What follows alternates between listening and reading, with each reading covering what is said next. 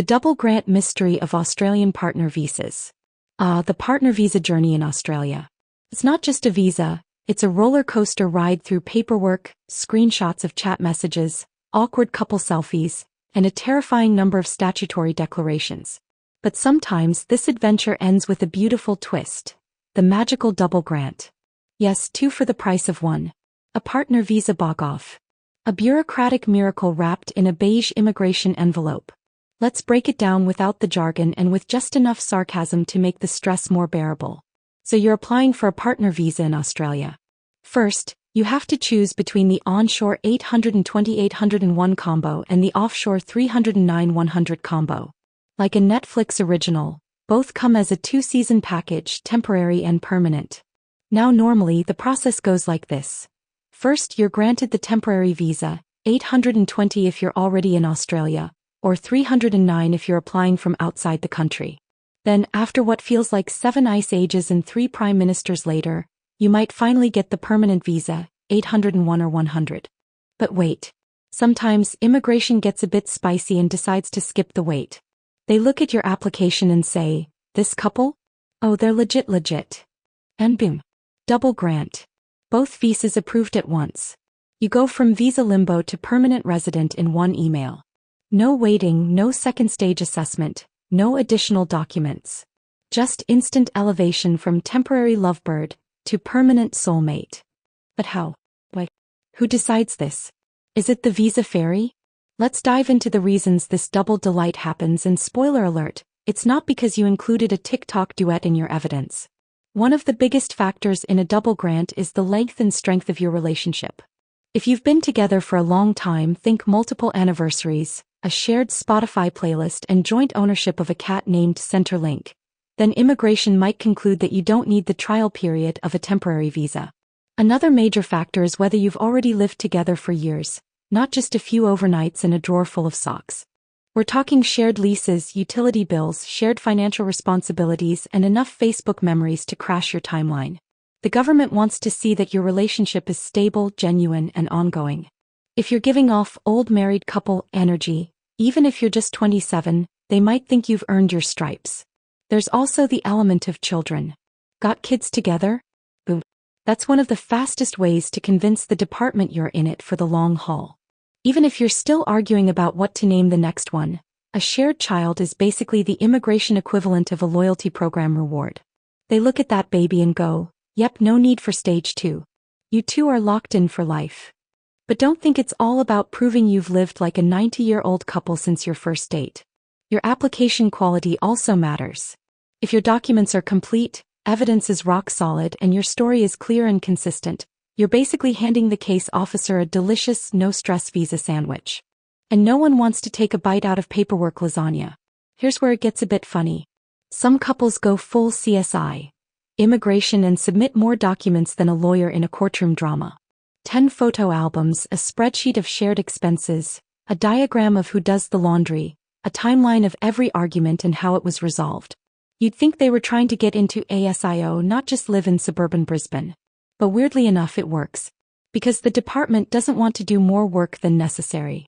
If you've served your love story on a silver platter and everything checks out, they might just gift you that double grant so they never have to see your Dropbox folder ever again. Now let's address the urban myths of partner visa land. One classic is, you only get a double grant if you're married. False. Yes, marriage helps.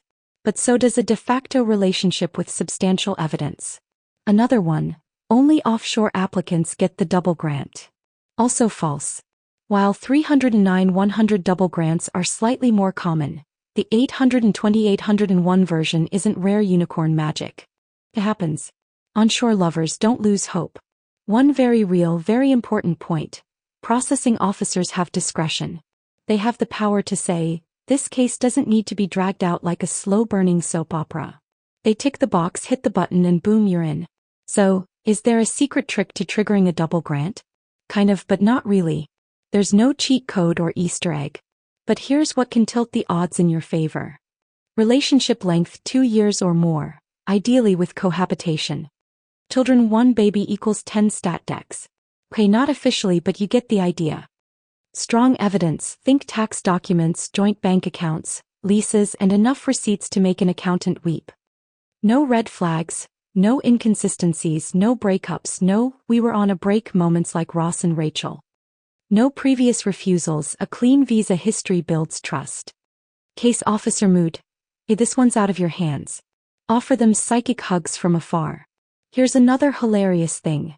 Some people don't even realize they've gotten a double grant. They open the email expecting a Year 309 visa has been granted, and instead it says, Your 100 visa has been granted. And they're like, wait, what? Was there a 2-for-1 sale at immigration this week? Cue panicked Google searches. Cue Reddit threads. Cue celebratory drinks followed by, do we still have to do the 2-year follow-up? Nope. If you get the permanent visa from the start, you're done. Go plant a tree. Start a compost bin. Adopt a second cat. You're a permanent resident now. The 2-year follow-up can be tossed into the recycling bin of history. But don't assume you'll get it. Prepare like you won't. It's like entering a karaoke contest. Bring your A game and expect competition, but if the mic drops in your lap and the crowd goes wild, enjoy it. Now let's talk about how people feel after a double grant. There's the suspicious joy phase.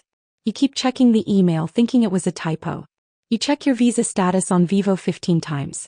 You email your migration agent who confirms it, and then you still feel like it might vanish if you look at it too hard. Then comes the frantic celebration phase. You tell your partner. You tell your dog. You call your mom and try to explain what a subclass 100 means. She doesn't get it, but she's proud of you anyway. And finally, the existential calm phase. You no longer have to chase police clearances or re-download the relationship evidence from cloud storage. Your partner visa journey is over. Now you can start the next level. Buying IKEA furniture together and pretending you know how to assemble it. And to those who don't get a double grant, don't be disheartened. The temporary visa is already a huge win. And when your turn for permanent comes, you'll be ready. Armed with 2 more years of joint electricity bills, updated photos, and maybe another cat. To sum it all up, double grants are real, they're happening, and they're worth aiming for. They save you time, stress, and a whole lot of follow-up paperwork. But whether you get the double or go the 2-step route, the key is to show the department that your relationship is genuine, long-term, and not just a clever way to get free Medicare. So prepare like a champion, love like a poet, and document like a forensic analyst. And maybe, just maybe, you'll be one of the lucky few who get to scream, we got both visas at once. Because nothing says romance like simultaneous visa grants from the Department of Home Affairs.